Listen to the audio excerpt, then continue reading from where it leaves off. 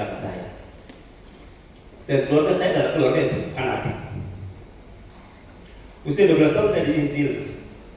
Dan saya tidak percaya yang namanya Yesus. Bahkan saya pernah melempari satu orang Kristen dan kepalanya bocor. Saudaraku, anak-anak muda, usia 18 tahun, saya naik kelas SMA kelas 3, dan saya terima Kristus sebagai Tuhan dan Juru Selamat pribadi.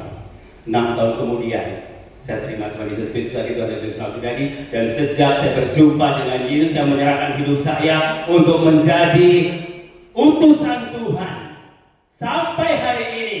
Karena panggilan Tuhan itu tidak mengenal usia.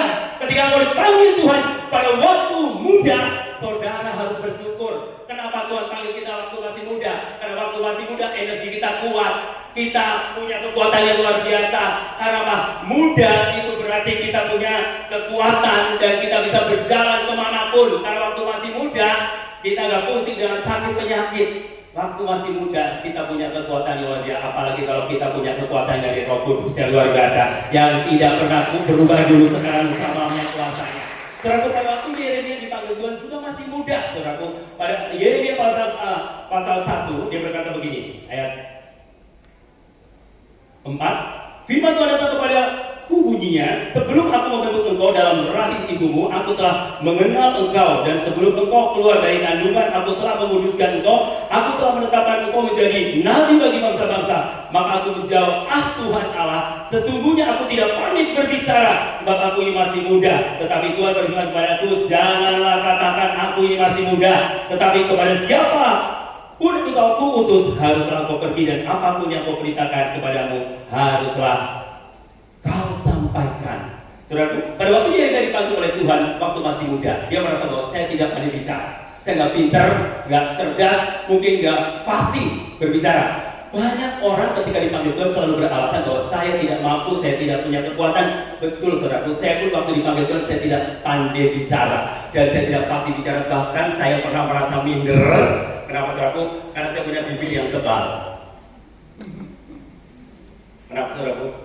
Jadi minder, saya minder, merasa minder, rendah diri. Dan pernah saya ketika saya pelayanan di satu kota yang besar, saya berkata kepada Tuhan, jangan utus saya ke kota yang besar, saya mau di desa yang terpencil.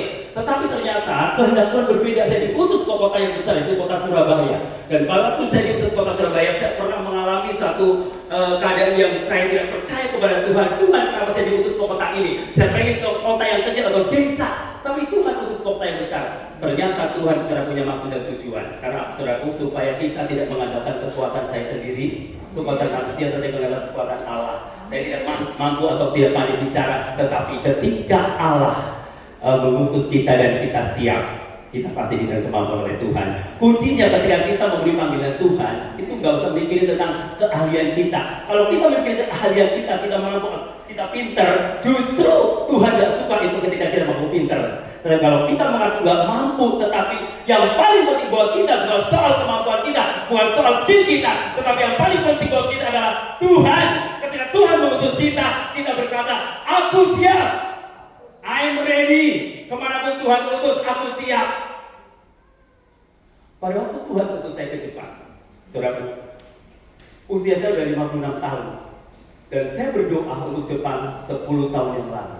Dan Tuhan dengar doa saya ketika saya usianya 55, saya pergi ke Jepang tahun 2025, dan 56 saya pergi ke Jepang untuk tinggal 3 bulan di negara yang saya tidak pernah tinggal selama 3 bulan. Dan saya waktu pergi di tahun 2005 hanya pergi untuk jalan dan berdoa keliling dan naik taksi, saudaraku, karena ada bapak rohani saya yang diutus oleh Tuhan untuk mentraktir taksi saya. Karena taksi di Jepang sangat mahal. Jaraknya cuma 9 menit, kita bayar 300.000. Setengah jam udah 1,5 juta. Makanya saudaraku, untuk pelayanan di Jepang, saya naik koper, beret koper dari sana ke sini, saudaraku, udah usia 56 tahun, tetapi saya tidak kalah dengan anak muda. Karena meskipun usia sudah 56 tahun, tapi jiwa saya masih muda. Jadi kalau saudara menganggap muda, tetapi engkau tidak siap itu oleh Tuhan, jangan bilang kau muda. Berarti kau sudah tua. Meskipun usianya masih muda, tapi jiwamu sudah lansia. Ya.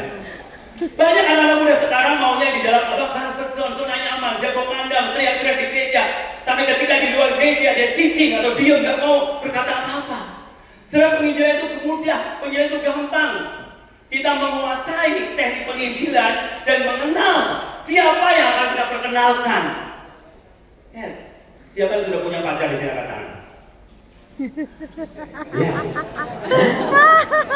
Ya, pada waktu saudara, misalkan pada waktu saudara berkenalan dan kamu naksir satu cewek atau satu cowok, dan pada waktu saudara naksir, saudara grogi nggak pada waktu mau nembak?